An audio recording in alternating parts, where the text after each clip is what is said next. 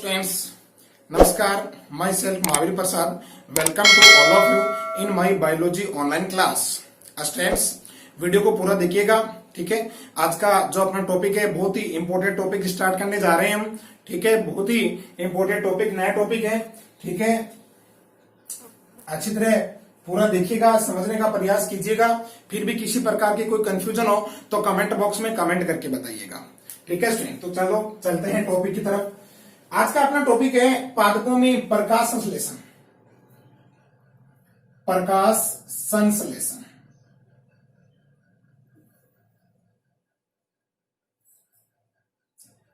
Photosynthesis. उच्च वर्ग के पादपों में प्रकाश संश्लेषण यानी फोटोसिंथेसिस।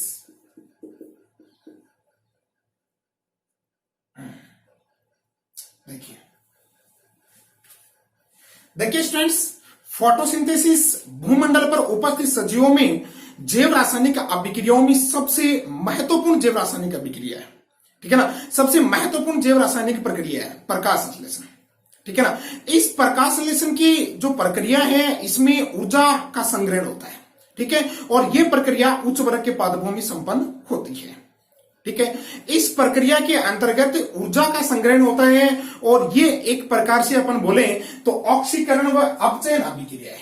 यानी प्रकाश संश्लेषण ऑक्सीकरण अपचयन अभिक्रिया है। ऑक्सीकरण अपचयन अभिक्रिया है, ठीक है।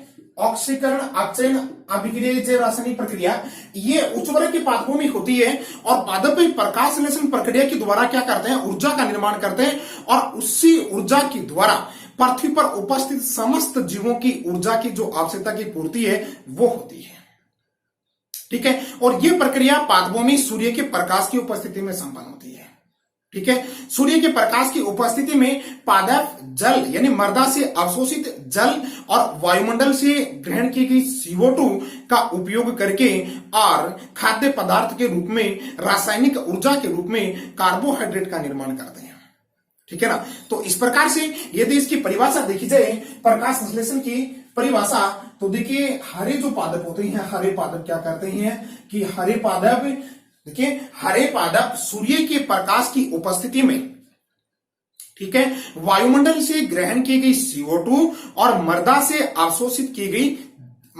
अवशोषित किए गए जल का उपयोग करके क्लोरोफिल में कार्बोहाइड्रेट रूपी रासायनिक ऊर्जा का निर्माण करते हैं जिसे प्रकाश संश्लेषण कहते हैं, ठीक है स्टूडेंट्स।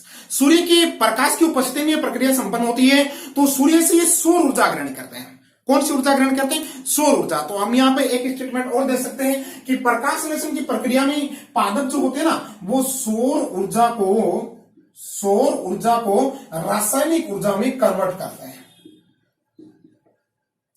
प्रकाश संश्लेषण की प्रक्रिया में पादप सौर ऊर्जा को कौन सी ऊर्जा में कन्वर्ट करेंगे? रासायनिक ऊर्जा में कन्वर्ट करेंगे। और ये रासायनिक ऊर्जा ना, यही ऊर्जा पृथ्वी पर उपस्थित समस्त जीवों की ऊर्जा की जो आवश्यकता है उसकी पूर्ति करती है, ठीक है स्टूडेंट्स। रासायनिक ऊर्जा, क्योंकि समस्त जीव जंतु प्रत्यक्ष या अप्रत्यक्ष रूप से पादपों पर निर्भर है, ठीक है। पादप अपने खाद्य पदार्थों का निर्माण स्वयं करते हैं लेकिन जीव जंतु खाद्य पदार्थों के लिए पादपों पर निर्भर है, ठीक है ना। हरे पादप खाद्य पदार्थों का निर्माण स्वयं करते हैं इसलिए हम उनको स्वपोषी कह सकते हैं, स्वपोषी, ठीक है। हरे पादप जितने भी हैं वो सारे क्या होते हैं? स्वपोषी होते हैं, ठीक है ना। स्वपोषी के तहत वो कौन सी प्रक्रिया के द्वारा अपने भोज्य पदार्थ का निर्माण करते हैं, रासायनिक ऊर्जा का निर्माण करते हैं, वो प्रक्रिया है प्रकाश संश्लेषण यानी फोटोसिंथेसिस, ठीक है स्टूडेंट्स, फोटोसिंथेसिस। और पादपों में यह प्रक्रिया क्लोरोफिल में संपन्न होती है। किसमें संपन्न होती है? क्लोरोफिल के अंदर संपन्न होती है। यह बात भी ध्यान रखना मुझे, क्लोरोफिल के अंदर, क्लोरोफिल में।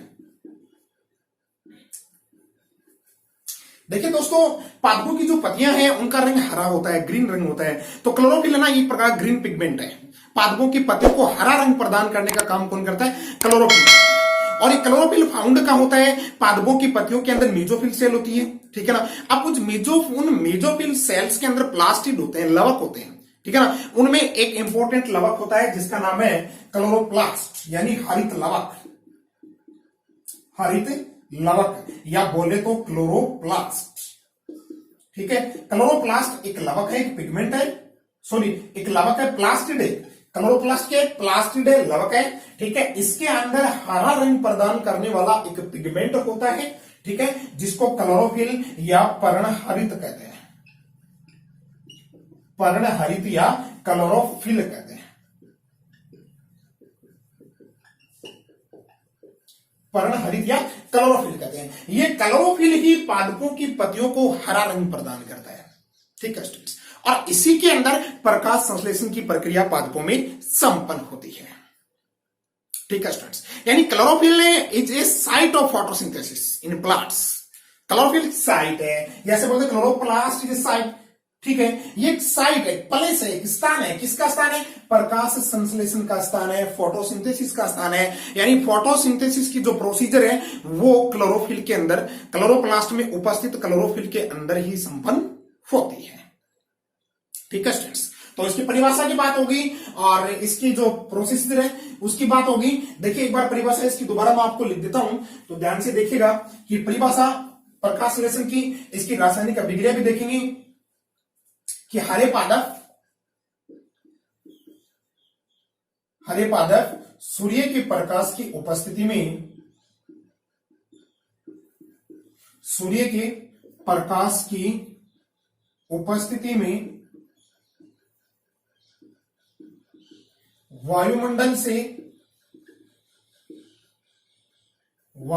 से ग्रहण की गई CO2 तथा मृदा से अवशोषित किए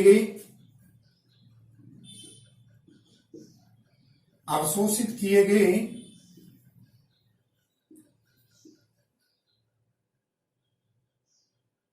जल या H2O लिखते हैं। जल का सूत्र क्या होता है? H2O। किए गए जल का उपयोग करके क्लोरोफिल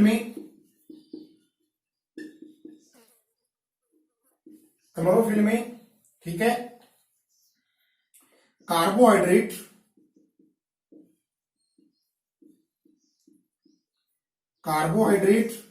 रूपी रासायनिक ऊर्जा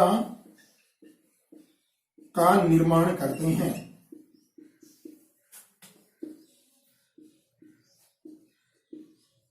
इस प्रक्रिया को प्रकाश संश्लेषण कहते हैं, ठीक है स्टूडेंट्स, प्रकाश संश्लेषण कहते हैं। ये इसकी परिभाषा, ठीक है। स्क्रीनशॉट ले लीजिए इसका, ताकि याद करने में, समझने में आपको आसानी रहे। ये प्रकाश संश्लेषण की परिभाषा होगी और ये एक प्रकार की ऑक्सीकरण अपचयन अभिक्रिया है, ठीक है। और इस प्रक्रिया के तहत पादप सौर ऊर्जा को रासायनिक ऊर्जा में बदलते हैं, ठीक है। ये भी अपनी बात होगी। अब इसकी रिएक्शन देखिएगा, ठीक है। ये परिभाषा हो गई। अब इसकी रिएक्शन की बात करते हैं कि जल, ठीक है, मृदा से अवशोषित जल। अब मृदा से जल किस प्रकार से अवशोषित करता है ये अपन प्रीवियस वीडियो में पढ़ चुके हैं, ठीक है। इसको समझने के लिए आप प्रीवियस वीडियो देखिएगा, ठीक है। मृदा से अवशोषित जल और वायुमंडल से ग्रहण की गई CO2, तो ये CO2, ठीक है, प्लस H2O, ठीक है। 6 मॉलिक्यूल CO2 के और 6 मॉलिक्यूल H2O के, ठीक है, रिएक्ट करके C6H12 और 6, ठीक है। ये कार्बोहाइड्रेट मॉलिक्यूल हो गए, शुगर हो गए, शुगर मॉलिक्यूल बोलते हैं, कार्बोहाइड्रेट मॉलिक्यूल बोलते हैं, प्लस 6O2। ये रिएक्शन है, ये रिएक्शन है प्रकाश संश्लेषण की रिएक्शन, ठीक है। ये सूर्य के प्रकाश की उपस्थिति में संपन्न होती है। यहां पर लिख देंगे सूर्य का प्रकाश, ठीक है, और क्लोरोफिल में संपन्न होती है, ठीक है। ये बात भी अपन कर चुके हैं। क्लोरोफिल में संपन्न होगी, सूर्य के प्रकाश की उपस्थिति में होगी, ठीक है। 6 मॉलिक्यूल CO2 के और 6 मॉलिक्यूल वाटर के रिएक्ट होकर के, ठीक है, in the presence of sunlight, ठीक है, फॉर्म प्रोडक्शन किसका कर देंगे, कार्बोहाइड्रेट का, कार्बोहाइड्रेट, ठीक है, प्लस O2, ठीक है ना। अब इस O2 को वायुमंडल में एमिट कर देंगे, ठीक है। ये O2 क्या है, जीव जंतुओं के लिए श्वसन प्रक्रिया में काम आएगी, और जीव जंतु श्वसन प्रक्रिया के तहत जो CO2 का निष्कासन करते हैं, उस CO2 को प्लांट्स एक्सेप्ट कर लेंगे, और उस एक्सेप्ट करके उस CO2 का उपयोग वापस किस में कर लेंगे, फोटोसिंथेसिस में कर लेंगे, ठीक है स्टूडेंट्स। अब नेक्स्ट बात यह है कि इस रिएक्शन में दो सबस्ट्रेट काम में आ रहे हैं, ठीक है। एक तो CO2 और एक H2O, और अपन ने बोला कि प्रकाश संश्लेषण is a oxidation and reduction reaction, ठीक है। Photosynthesis is a oxidation and reduction reaction, ठीक है, यानी ऑक्सीकरण अपचयन अभिक्रिया। अब ऑक्सीकरण किसका होगा, अपचयन किसका होगा, ये बात देखिएगा। ये बहुत इंपॉर्टेंट बात है कि यहां पर प्रकाश संश्लेषण की प्रक्रिया में जो H2 मॉलिक्यूल है, इस H2 मॉलिक्यूल का ऑक्सीजन में ऑक्सीडेशन होता है।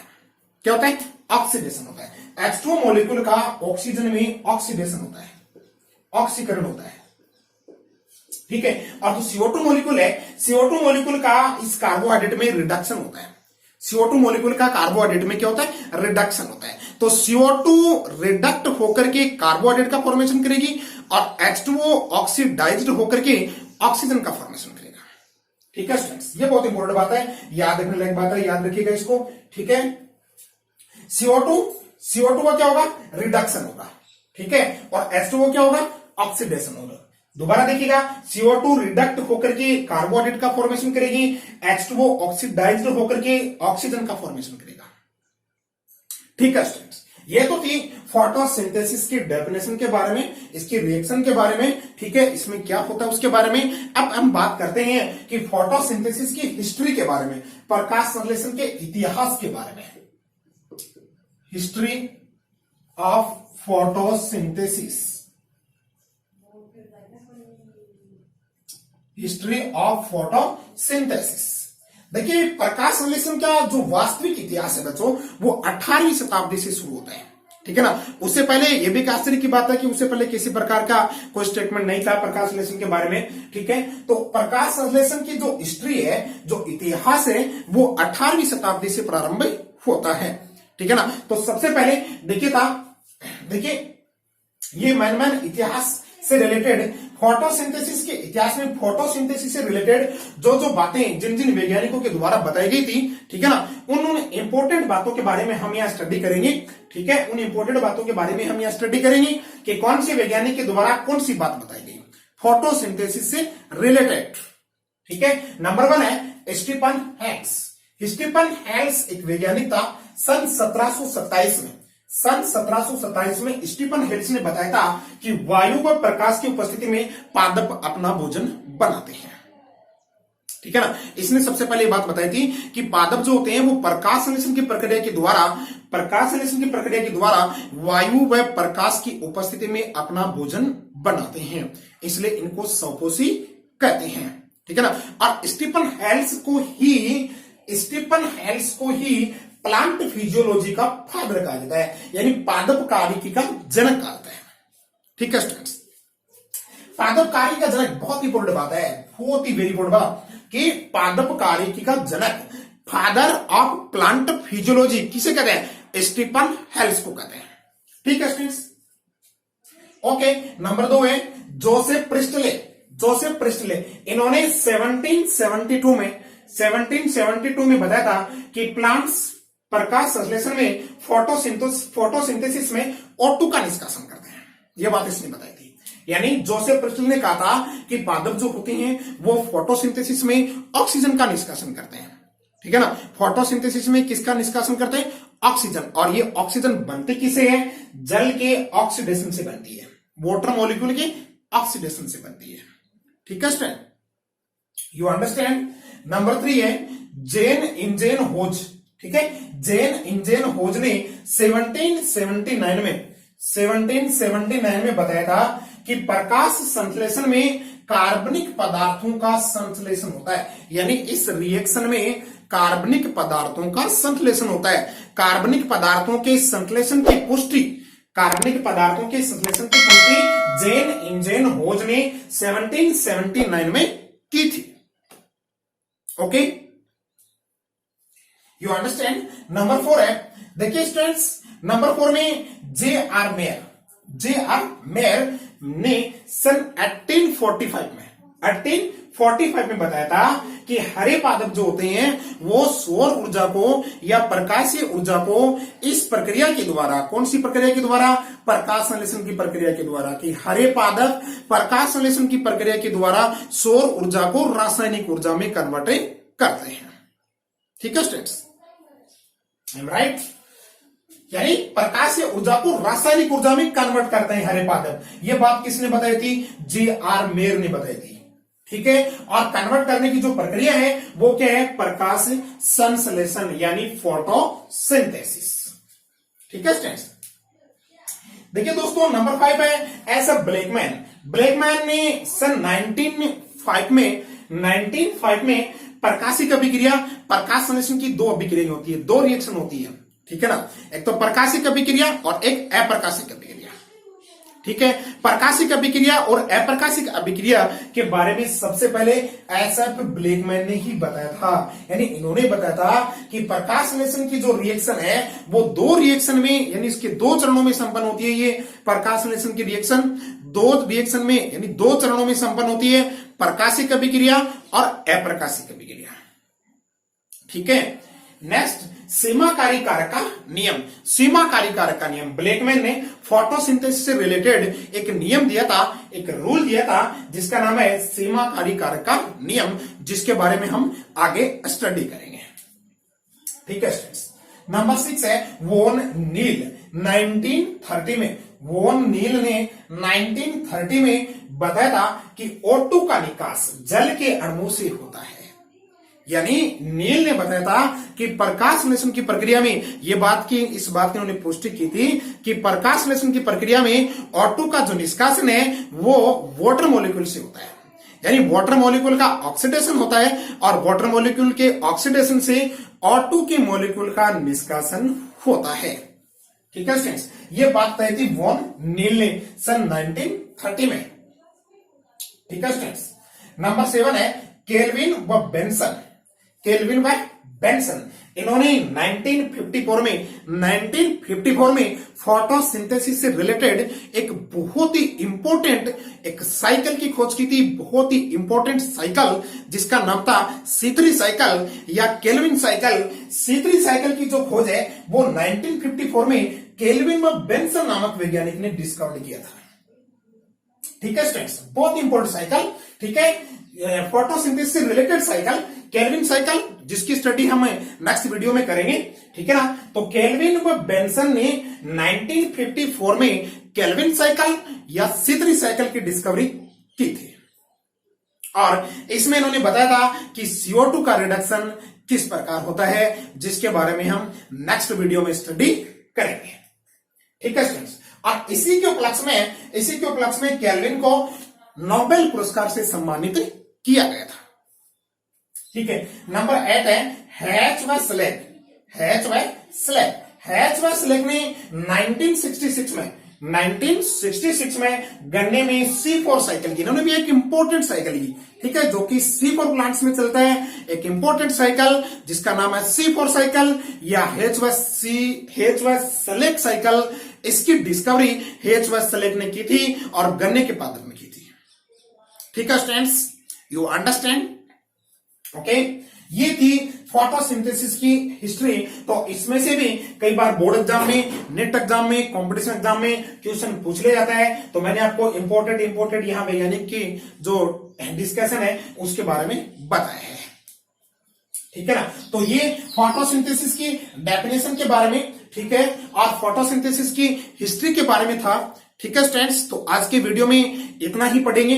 ठीक है, तो नेक्स्ट जो अपना टॉपिक है वो नेक्स्ट वीडियो में आएगा। ठीक है, तो अपने चैनल को सब्सक्राइब कर लीजिएगा ताकि आने वाले जो नेक्स्ट वीडियो हैं उनके नोटिफिकेशन आपको सबसे पहले प्राप्त हो जाएं। ठीक है, thank you for watching my video. Okay, thanks a lot. मिलते हैं नेक्स्ट वीडियो में नेक्स्ट टॉपिक के साथ, तब तक के लिए गुड बाय।